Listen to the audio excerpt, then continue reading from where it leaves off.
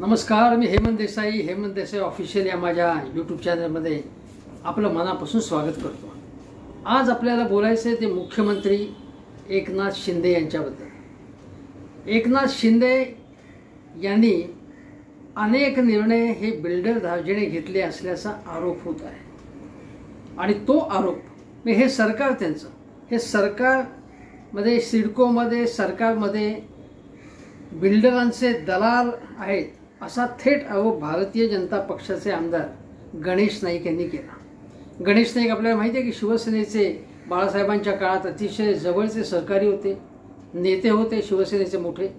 त्यानंतर ते शरद पवारांच्या राष्ट्रवादी काँग्रेसमध्ये गेले, तिथून आता ते भाजपमध्ये गेले। एकनाथ शिंदे आणि गणेश नाईक यांचा 36सा आकडा आहे। गणेश नाईक यांच्या मुलाला आता लोकसभा तिकीट द्यायची गणेश नाईकांची इच्छा होती, पण महायुती होती आणि महायुतीमध्ये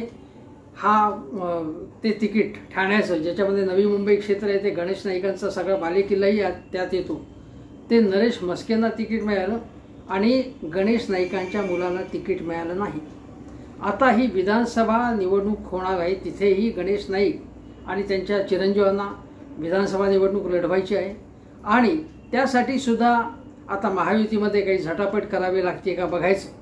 पण गणेश नाईक हे अत्यंत संतापलेले आहेत। जेव्हा लोकसभा मतदारसंघात त्यांच्या मुलाला तिकीट दिलं गेलं नाही, त्यानंतर त्यांना काही प्रश्न विचारण्यात आले की एकनाथ शिंदे हे तुम्हाला अमुक सांगतील तमुक सांगतील, तुम्हाला आदेश देतील, त्याच्यावरती मला आदेश कोणीही देऊ शकत नाही असं ठामपणे त्यांनी सुनावून एकनाथ शिंदेंना आपण जुमानतच नाही असं दाखवून दिलं।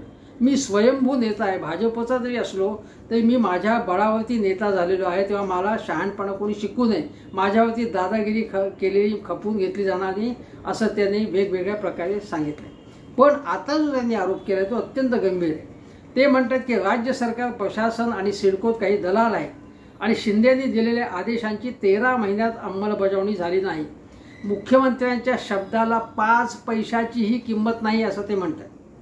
आम्ही बागेपर्यंत जाऊन आम्ही हे सगळं सांगू असं विधानसभेत गणेश नाईक म्हणाले। आता सिडकोकडून महापालिकेला जर भूखंड हस्तांतरित झाले नाही तर ज्या आराखड्यामध्ये उद्यान, क्रीडांगण आदी नागरी सुविधांसाठी आरक्षित भूखंड सिडकोने जर दिले नाहीत महापालिकेला तर काय करणार असा प्रश्न आहे। आणि जूनमध्ये बैठक झाली पण त्याच्यामध्ये काही प्रगती झाली आणि मग शिंदेने आवाज उठवला त्याच्यावर। 13 महिन्यापूर्वीच हे सगळं ठरलं असताना सुद्धा काही अंमलात आलं नाही आणि हे काम करणारं सरकार आहे शिंदेंचं, तरीसुद्धा हे कामच करत नाही असा थेट आरोप त्यांनी केला गणेश नाईकांनी, हे लक्षात घ्या।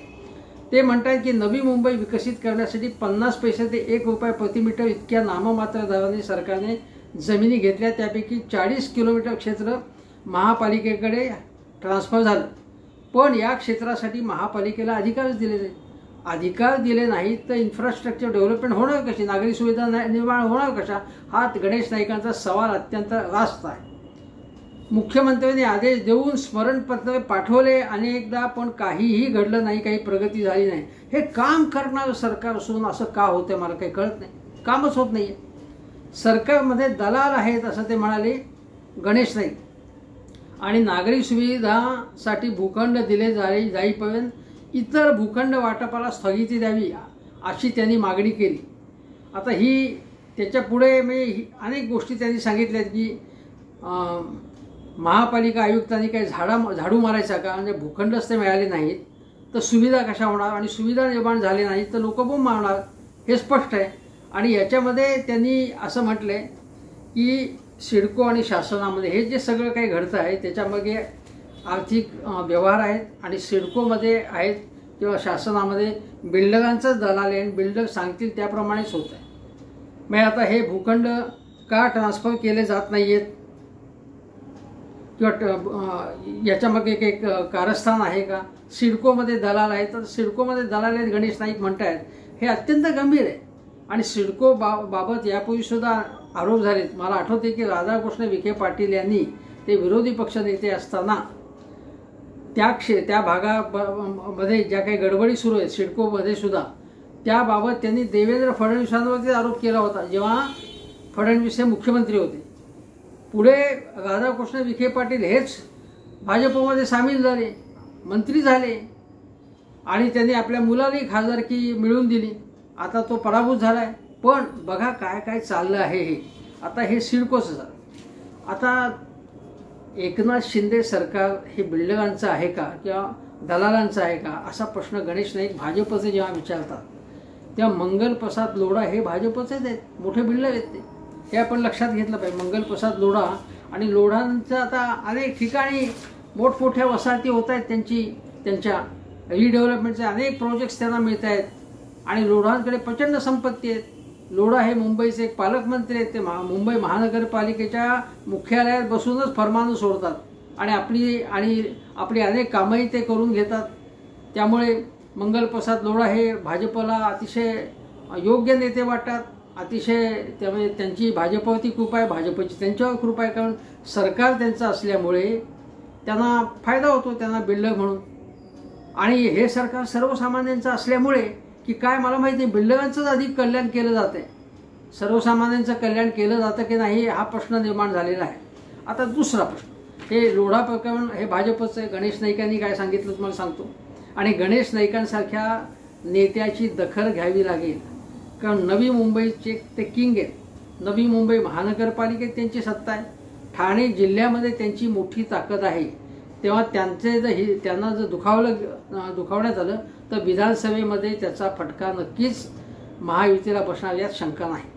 आता दुसरी गोष्ट, बिल्डर मित्र अजय आशर हे कोणाचे आहेत? बिल्डर मित्र एकनाथ शिंदे यांचे ते मित्र आहेत, अत्यंत जवळचे मित्र आहेत. आणि बघा की ते आता मित्र, ज्याला महाराष्ट्र इन्स्टिट्यूट फॉर ट्रान्सफॉर्मेशन असं म्हटलं जातं, नीती आयोग जसा आहे त्याप्रमाणे ही संस्था आहे. त्याच्या उपाध्यक्षपदी अजय आशर यांची नेमणूक झाली. आता आशर हे म्हणजे ठाण्यातले एक मोठं प्रस्थ आहे, मोठे बिल्डर आहेत ते. एकेकाळी ते लहान बिल्डर होते, छोट्या छोट्या बिल्डिंग्स बांधत होते. आणि शिंद्यांचा जो बालेकिल्ला आहे किसननगर, तिथे त्यांनी अनेक इमारती त्यांनी बांधलेल्या आहेत. त्यानंतर मला असं आठवतं की एक नाला होता, तो सुद्धा या अजय आशर यांच्या कंपनीने तो वळवला असा आरोप होता. आणि मग बोंबाबोंब झाली याच्याबद्दल. तो नालाच वळवला, नाल्याचा मार्ग वळवणं हे पर्यावरणाला हानिकारक आहे. पुन्हा पर्यावरण दिन साजरा करताना एकनाथ शिंदे मोठमोठी वचनं आपल्याला ऐकवत असतात, हे आपल्याला माहितीच आहे. पण तो नाला वळवला आणि मग हे प्रकरण दाबण्यासाठी अनेक नगरसेवकांना चांगल्या प्रकारे दक्षिणा देण्यात आली असा आरोप झालेला होता. हे लक्षात घ्या तुम्ही. हे आशर हे काय प्रकरण आहे. काँग्रेसचे एक माजी नगरसेवक मनोज शिंदे हे त्यांचे मित्र होते, आशर यांचे. पुढे काय झालं की आनंद दिघे यांनी एकनाथ शिंदेंच्या कृपाछत्र ठेवलं. मग शिंदे सभागृह नेते झाले. सभागृह नेते झाल्यावरती त्यांचा दबदबा शिंदेंचा वाढला. हे पूर्वीच्या गोष्टीत ठाणे महानगरपालिकेचे सभागृह नेते, त्यांच्याशी जवळीक निर्माण झाली आशर यांची. म्हणजे बिल्डर काय कोण जो असेल त्याच्याशी जवळीक साधतात. आणि मग ठाण्यातले अनेक प्रकल्प, अनेक पुनर्वसन प्रकल्प, रिडेव्हलपमेंटचे प्रोजेक्ट पटापट आशरांना मिळायला सुरुवात झाली. वागळे इंडस्ट्रियल इस्टेट माहिती आहे, तिथले सगळे कारखाने, अनेक कारखाने बंदच पडलेत. सगळी इस्टेट उजाड झाल्यावरती त्या ठिकाणी मग डेव्हलपमेंट त्या ठिकाणी लगेच आशर यांना अनेक तिथे प्रोजेक्ट्स तिथे वागळे इस्टेटमधले मिळाले. पुढे या आशर यांनी वैद्यकीय क्षेत्रात प्रवेश केला. मग ठाणे पालिकेचं ग्लोबल हॉस्पिटल आणि काय पार्किंग प्लाझा हे जे यांचा कारभार त्यांच्या जी कंपनी जितो कंपनीकडे सुपूर्द करण्यात आला. आता तिथे ग्लोबलचं रूपांतर आता कॅन्सर हॉस्पिटलमध्ये होते. तर ते टाटाकडे आहे ते. आणि टाटा आणि जितो कंपनी जी आशर यांची, त्यांचं एक जॉईंट व्हेंचर आहे ते. तिथेही त्यांचं हे आहे, त्यांचे इंटरेस्ट आहेत. आणि त्यामुळे वैद्यक क्षेत्र असेल, रिडेव्हलपमेंट असेल, तिथे यांची कृपा झाली. शिवाय अमित शहा आहेत, त्यांच्याशी सुद्धा त्यांची जवळीक असल्याचं बोललं जातं अशर यांची. आता बघा, असं सांगण्यात येतं की अशर यांच्या मागे ईडीचा ससेमिरा लागणार होता, पण ते सगळं थांबलं. अमित शहांचं जर त्यांच्याशी मैत्री असेल, स्नेह असेल तर काही प्रश्नच नाही, सगळे प्रश्न आपोआप सुटतात. ईडीचा ससेमिरा कोणामागे लागतो खरा? विरोधी पक्षात असताना. विरोधी पक्षात तुम्ही असाल तर ईडीचा ससेमिरा लागतो. एकनाथ शिंदेचे सेक्रेटरी जवळचे सचिन जोशी, त्यांनाही बोलवण्यात आलं होतं, ईडीचं आमंत्रण आलं होतं. पण मग एकनाथ शिंदेंनी महाराष्ट्राच्या विकासासाठी जेव्हा त्यांनी सत्तांतर घडवून आणलं, आज त्यांनी सांगितलं की क्रिकेट खेळाडूंचं कौतुक करताना की सूर्यकुमार, तू जसा कॅच घेतलास तसा मी आणि माझ्या सहकाऱ्यांनी मिळून असाच एक मस्त विकेट घेतली आम्ही, आणि 2 वर्ष झाली ती विकेट घेऊन. म्हणजे या कार्यक्रमात सुद्धा त्यांनी तो मोह त्यांना आवडला नाही राजकारण करण्याचा. सुरुवातीला सांगितलं की आज काही राजकारण नाही, आज क्रिकेटमुळे सगळे एकत्र राहतात. पुन्हा त्यांनी राजकारणाचा डाव साधलाच तिथे एकनाथ शिंदे, आणि हा जणू काही एखादा पराक्रम केल्यावर सांगतात की मी कसं सरकार पाडलं. म्हणजे आता खोके घेऊन सरकार पाडलं असा आरोप आहे. अशा वेळी मी कशी चोरी केली, मी कसा डाका डाळला, मी कसा दरोडा टाकला, मी कशी घरफोडी केली, चला मला आता काहीतरी पद्मश्री द्या असं कोणी म्हणतं? पण एकनाथ शिंदेंचं थाटच न्यार आहे. बघा आता हे या गोष्टी झाल्या सगळ्या. आता मी अजून एक सांगतो की अदानींना धारावीचं संपूर्ण कंत्राट दिलं आहे, धारावीच्या पुनर्वसनाचं, आणि तो रिडेव्हलपमेंट प्रोजेक्ट कुठपर्यंत आला आहे, कसा चालला आहे, पटापट काम करा असं मोदींनी मला सांगितलं. असं एकनाथ शिंदे सहकुटुंब सहपरिवार जेव्हा मोदीजींना भेटायला गेले होते, मला वाटतं 1.5-2 वर्षापूर्वी, तेव्हा मोदींनी पहिली चौकशी अदानींची केली. हे मुंबईकरांची विचारपूस करणं, मुंबईचे काही प्रॉब्लेम्स आहेत का, प्रवाशांचे काही प्रॉब्लेम्स आहेत का, काही नाही, अदानींची विचारपूस त्यांनी केली, अदानींच्या प्रोजेक्टची. आणि शिंदे आहे म्हटलं की हा म्हटलं ती कामं होणार आता अदानींची. आता दुसरी एक गोष्ट की 500 मेगावॅट सौर एक प्रकल्प आणि 1600 मेगावॅट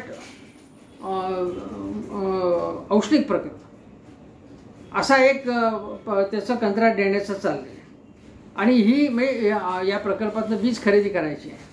तर अशा काही अटी टाकण्यात आलेल्या आहेत त्याच्यात की एका विशिष्ट कंपनीला, आता वीज क्षेत्रात कोण कोण आहे तुम्हाला माहिती आहे, बडी कंपनी कोण आहे, त्या बड्या कंपनीला हे कंत्राट देण्याचं चाललं आहे. आता एकनाथ शिंदे मुख्यमंत्री असल्याबरोबर काय की महाराष्ट्राच्या विकासाचं ते जे काही करतात किंवा फडणवीस, ते सगळं महाराष्ट्राच्या प्रगतीसाठी विकासासाठी असतं. आणि काँग्रेस किंवा शरद पवार गटाचा राष्ट्रवादी किंवा उद्धव ठाकरे हे जे काही करतात ते सगळं प्रगती खड्ड्यात घालण्यासाठी असतं, असं तुम्ही लक्षातच ठेवा. ते काही जे करतात महायुतीवाले, विशेषतः एकनाथ शिंदे, ते महाराष्ट्राच्या विकासासाठीच करतात असं आपण मानायचं. तर त्यामुळे आता हे जे काही कंत्राट एका बड्या कंपनीला द्यायचं चालले ते महाराष्ट्राच्या विकासासाठी आहे असं म्हणून चालू आपण. आता दुग्ध विकासाची सुद्धा तिथे 8.5 एकर जमीन विजय वडेट्टीवारांनी विधानसभेतच सांगितलं की अदानींना देताय तुम्ही, सगळं अदानींनाच देताय तुम्ही, अदानींना देताय, अशी ओरड सुरू झाली. ठाकरेंनी तर मोर्चा काढला होता, मोठा मोर्चा, की अदानींना ज्या धारावीचा प्रकल्प देताना कशा प्रकारे सगळं आंदण दिलं जाते त्यांना, या विरोधात त्यांनी मोर्चा काढला होता. आता या गोष्टी झाल्या. संजय राऊतांनी एक आरोप केला की नाशिक पालिका हद्दीतही नगरविकास खात्याने 800 कोटींचा भूसंपादन घोटाळा केला आहे असा आरोप संजय राऊतांनी केला आहे. मोदींना त्यांनी पत्रे दिले, त्याप्रमाणे फडणवीसांनाही पत्र दिले. त्यामध्ये म्हटले त्यांनी की विद्यमान मुख्यमंत्री आणि तत्कालीन नगरविकास मंत्री, म्हणजे हे अगोदरच्या काळात घडलेलं होतं, त्यावेळी म्हणजे तेव्हा नगरविकास मंत्री ठाकरे सरकारमध्ये होते शिंदे, अनेक गोष्टी त्यांनी त्यावेळी परस्पर केलं होतं. उद्धव ठाकरेंना काही कल्पना न देता परस्पर अनेक गोष्टी केल्या होत्या त्यांनी असं म्हणतात. तर शिंदेच्या आदेशाने नाशिक महानगरपालिकेतर्फे वाटाघाटींच्याद्वारे भूसंपादनाचे जमिनी ताब्यात घेऊन विकासाचे प्रयत्न झाले, विकण्याचे प्रयत्न झाले. म्हणजे काय की त्यांना असं म्हणायचं आहे की शासनाने मोठा मोबदला दिला, अशा जमिनी घेतल्या आणि भरपूर भावाने की ज्याच्यामुळे बिल्डरांचा मला भरपूर पैसा मिळाला. त्या बिल्डरांनी हे बघा असं असतं की बिल्डरांनी शासन एखादी जमीन घेणार असेल मोठी किमतीला तर अगोदरच बिल्डर त्या जमिनी घेऊन ठेवतो आणि शासन भरघोस मोबदला देतं. शासन म्हणजे काय, संबंधित मंत्री, त्यांचं काय जातं आहे, हा पैसा करत आहे त्यांचा, ते देतात भरपूर मोबदला. बिल्डरना स्वस्तात जमिनी द्यायच्या, बिल्डरांच्या जमिनी घ्यायच्या आणि त्यांना मजबूत मोबदला द्यायचा आणि त्याच्यामध्ये मग कमिशन असतं. अशा प्रकारचे हे व्यवहार होतात. तर याची चौकशी करा आणि यामध्ये बिल्डरांचं कसं कोट कल्याण झाले, म्हणजे त्यांना भरपूर तर जमिनीचा मोबदला मिळाला म्हणजे मार्केट रेटपेक्षा जास्त, शिवाय स्टॅम्प ड्युटी त्यांना आकारली नाही, इन्कम टॅक्समध्ये सवलती दिल्या, असे अनेक आरोप संजय राऊतांनी केले. याची चौकशी होण्याची गरज आहे. आता हे जे सगळं तुम्हाला सांगतोय असं ते असं की गणेश नाईक काय म्हणतात की सिडकोमध्ये आणि सरकारमध्ये दलाल आहे ते बिल्डरांचे दलाल आहे. संजय राऊत काय म्हणतात की बिल्डरांचं कोट कल्याण केलं आहे. धारावीमध्ये काय तुम्हाला सांगितलं की अदानींचं कोट कल्याण करण्याचं चाललं. बीज क्षेत्रात किंवा दुग्धविकाशी जमीन देण्यात अदानींचं कोट कल्याण, शिवाय अजय आशर हे बिल्डर आहेत आणि या बिल्डरांचं कसं कल्याण चाललेलं आहे. कल्याण म्हणजे ठाणे कल्याण नाही, कल्याण केलं जाते बिल्डरांचं. त्यांना मित्रसारख्या संस्थेचं उपाध्यक्षपद त्यांना दिलं जाते. त्यांचा मोठा इन्फ्लुअन्स सरकारवरती आहे हे लक्षात घ्या. आणि माझ्या कल्पनेप्रमाणे स्वतः एकनाथ शिंदेसुद्धा या व्यवसायात आहेत, मला वाटतं बिल्डिंगच्या व्यवसायात आहेत. तेव्हा मुख्यमंत्री सर्वसामान्यांचं कल्याण करण्याऐवजी बिल्डरांचं कल्याण करत आहेत. बिल्डर धार्जिण नेते आहेत असं मोठ्या प्रमाणात टीका केली जाते आहे. लोकांचं मत असं आहे की हे सगळं याच्यामध्ये ज्या ठिकाणी डेव्हलपमेंट होती आता, मग ते नाशिक असेल पण विशेषतः मुंबईच्या जवळचं सगळं क्षेत्र आहे. मी अगदी थेट अलिबागपर्यंत, इकडे पालघरच्या पल्ल्याड, पालघर डहाणू इकडे भाग घ्या तुम्ही, किंवा पुण्याकडे जाणारा भाग किंवा कोकणाकडे जाणारा जो सगळा भाग आहे मुंबईच्या अवतीभोवतीचा, त्या ठिकाणी जमिनींना मोठी किंमत आलेली आहे. आणि या ठिकाणी सरकारने जमिनी संपादन करताना असेल किंवा या जमिनी बिल्डरांना देताना, स्वस्तात देताना, किंवा आरक्षित भूखंड हे सुद्धा काढायचे, आरक्षणातनं मोकळे करायचे आणि बिल्डरांना द्यायचे, अशा अनेक गोष्टी घडत आहेत. त्याच्यामध्ये करोडो रुपयांचे व्यवहार होत आहेत आणि हे करोडो रुपयांचे व्यवहार बिनधास्तपणे केले जात आहेत. आणि सरकार मुख्यमंत्री एकनाथ शिंदेचं सरकार सर्वसामान्यांचं आहे की बिल्डरांचं आहे, का भूखंड माफियांचं आहे सरकार, का केवळ बड्या उद्योगपतींचं सरकार आहे, असा प्रश्न आहे. सर्वसामान्य माणसाचं याच्यामध्ये महसुली नुकसान होतं आहे आणि शासनाच्या जमिनी सवलतीत द्यायच्या किंवा बिल्डरांनी अगोदर खरेदी केलेल्या ज्या जमिनी असतात त्या प्रचंड मोबदला देऊन त्यांच्याकडनं घ्यायच्या, शासनाच्या जमिनी सवलतीत द्यायच्या किंवा टॅक्समध्ये सवलत द्यायची, स्टॅम्प ड्युटी सवलत द्यायची आणि फक्त बिल्डरांचं आणि उद्योगपतींची धन करायची, असे उद्योग सुरू आहेत. अशा या एकनाथ शिंदे सरकारला आता केवळ माझ्यासारखे लोकच धारेवर धरत नाहीत, भारतीय जनता पक्षाचे गणेश नाईक धारेवर धरत आहेत. भाजपचे ठाण्यातले मोठे नेते शहराध्यक्ष संजय केळकर यांनी तर ठाणे महानगरपालिकेमधल्या भ्रष्टाचारावरती, जे संपूर्ण शिंदे गटाकडे आहे वर्षोनवर्ष, त्याच्यामधल्या भ्रष्टाचारावरती प्रचंड टीका, प्रचंड आरोप आतापर्यंत केलेले आहेत. त्यामुळे आता विधानसभा निवडणुकांच्या वेळी लोकांना या गोष्टीचा विचार करायला लागेल की बिल्डर धार्जिण्या, केवळ बिल्डरांचं कोट कल्याण करणाऱ्या पक्षाच्या नेत्याचे व्यवहार बघून आपण त्या पक्षाला मतं द्यायची की नाही, किंवा त्याच्या मित्रपक्षांना म्हणजे अजितदादा असो किंवा भाजप असो, हे कोणाचं कोट कल्याण करतायत हे बघून मतदारांना विचार करावा लागेल. हेच मला तुम्हाला सांगायचं आहे. आणि म्हणून या बिल्डर धार्जिण्या मुख्यमंत्र्यांच्या विरोधात मोठ्या प्रमाणात जनमत तयार होते आता, हे मी तुम्हाला सांगतो. तुर्तास एवढंच सांगतो. हेमंत देसाई ऑफिशियल हा चॅनल बघा, बेल आयकनचं बटन दाबून सबस्क्राईब करा आणि शेअर करा व्हिडिओ. एवढंच आवाहन करतो आणि इथेच थांबतो. नमस्कार.